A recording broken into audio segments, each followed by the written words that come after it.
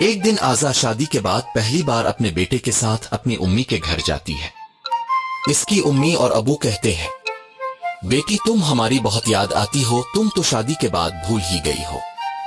اس پر آزا ہنستے ہوئے کہتی ہے، امی اصل بات یہ ہے کہ میرا بیٹا بہت شرارتی ہے، مجھے کہیں بیٹھنے ہی نہیں دیتا۔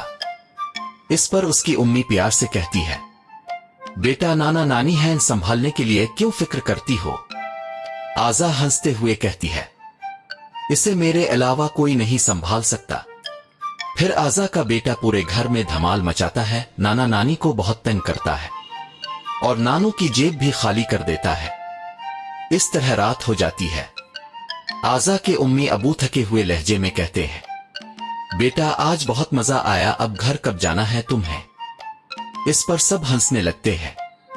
اگر یہ کہانی اچھی لگی ہو تو لائک اور